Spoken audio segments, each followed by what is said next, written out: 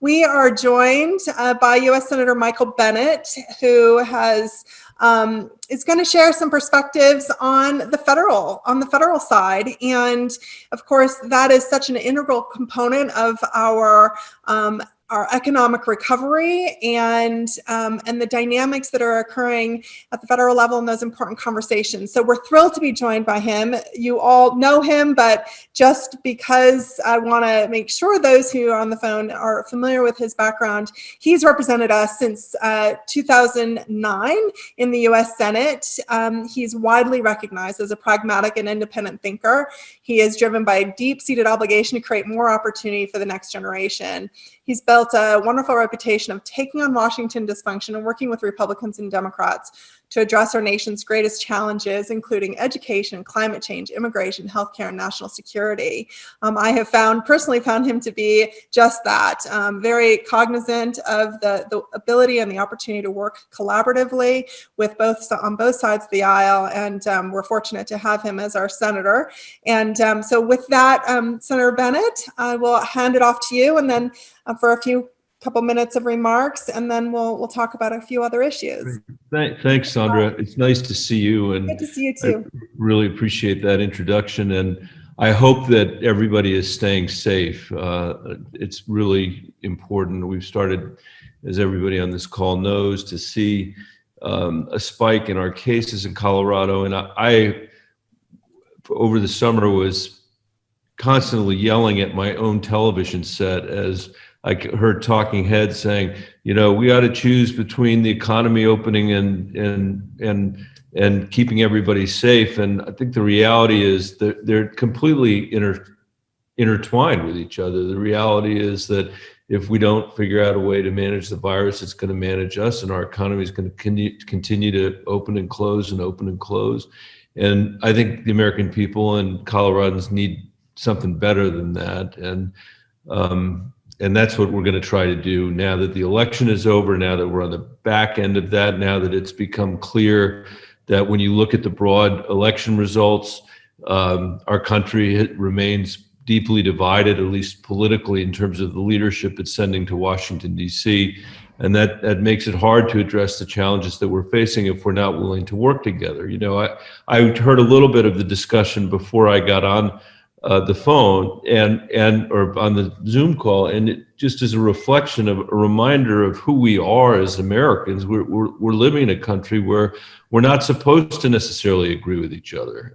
The founders of this country didn't expect that we would agree with each other, and I don't. When I get up in the morning, I don't get out of bed thinking everybody's going to agree with me. I think people are going to disagree with me.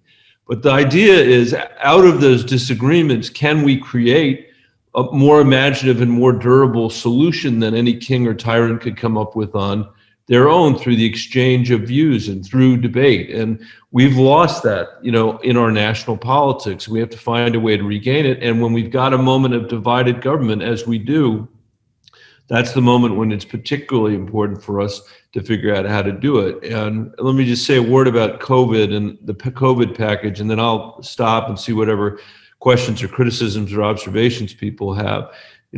I hope that we can do some good bipartisan work right now to pass a COVID package in the lame duck session. We should have done it before we went into the election. And in my mind, it ought to contain 4 elements. One, first, we need to ramp up our public health capacity. I hear that from our public health folks all over the state. We've got to expand testing. We've got to do contact tracing. We need to make sure we're funding the infrastructure that's going to be required for us to deploy a vaccine. And we are not there yet. And unless we have that, it's going to make it very difficult for our businesses and our schools to stay open. Second, I think we need to continue to provide direct and substantial assistance to people and families who have suffered the most. And we're seeing some bipartisan discussion about that. Mitt Romney and I have an expanded child tax credit that would be extremely helpful. And he talked about that over the weekend as one of the things that he thought President Biden could get done. Third, more aid to our state and local governments, because we're going to see layoffs here if we don't do something. That's going to compound the economic difficulties that we face. And then lastly, we need to provide more support to our hardest hit small and mid-sized businesses. On that front, I've been working since May with Senator Todd Young of Indiana, a Republican, to build support for our Restart Act. It's the only bipartisan bill related to small business. We now have 57 Senate co-sponsors, Democrats and Republicans, that would help our hardest hit businesses like restaurants, breweries, salons, hotels, gyms, concert venues, movie theaters, and seasonal sectors that are so important to Colorado's tourism sector. Help these companies get the working capital they need for the next 6 months so that millions of them don't go out of business across the country. So that's there, Sandra. I'm going to stop there, I think, in the interest of time. Thank you for having me. And I'm, again, happy to take any questions on any topic. Don't feel the need to restrict yourself to what I talked Well, about. thank you. Thank you so much. Appreciate those remarks. And yeah, you have a big job ahead of you as you head back during the lame duck session to talk about additional stimulus.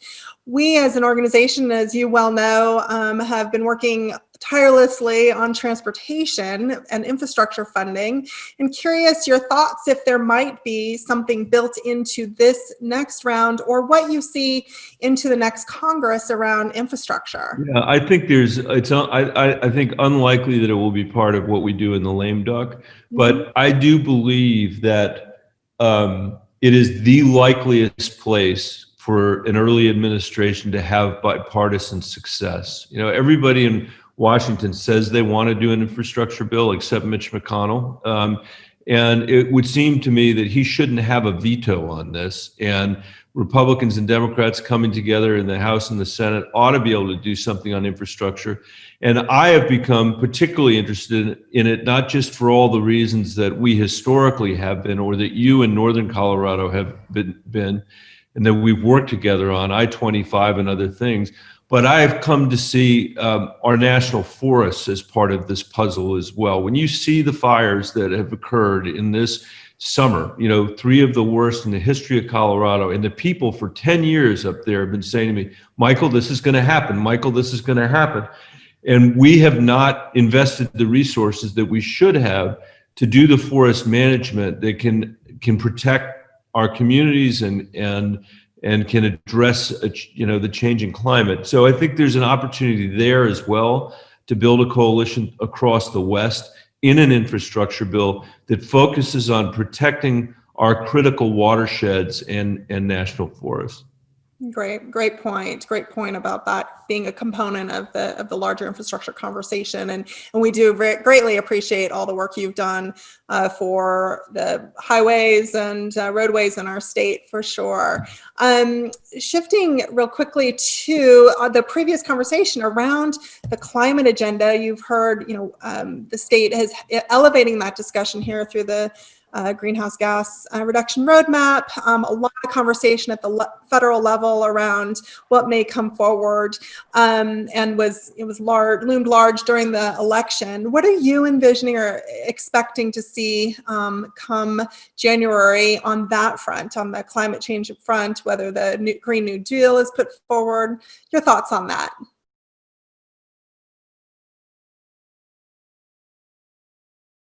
Transportation. Sandra, this is Steve.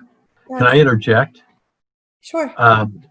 There's a really good article in today's Denver Post about Senator-elect Hickenlooper and Senator Bennet and the likelihood of how well they will cooperate.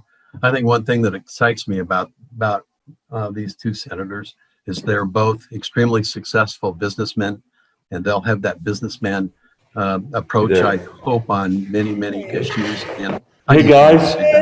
Fantastic. Sandra, it's Michael. I'm sorry I switched off. No, it's fine. You're fine.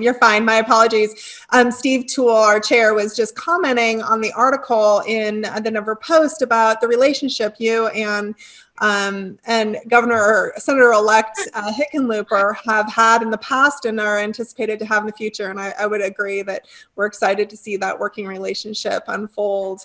I was just asking in our remaining couple of minutes, your thoughts on what the prospects for the green energy plan that has been large part of the conversation during the election, and what that might look like again in a potentially divided government. What does that look like, and what are your thoughts on that? Well, I really hope that Donald Trump is the last climate denier we'll ever have occupy the White House, because we've lost a lot of ground. We've wasted a lot of time because of his, I'm not even sure ideological commitment is the right way to say it, but because he believed that people that believed the climate change was real didn't support him. He wasn't interested in dealing with it. And, we are facing competition all over the world from the Chinese and others who are, even though they're consuming a lot of coal, who are racing ahead to claim clean energy technology. Let me give one example. The battery technology that was mentioned earlier, Dan Haley mentioned it. We've got a decision to make whether we want to own those batteries or whether we're going to let China own those batteries. In Fort Collins, in your backyard, there is the headquarters of what is the company? The Waterpick. And the water picks aren't manufactured in the United States. Why not? Because the battery technology is all manufactured in China. That's where the supply chain is. That's where all the jobs are.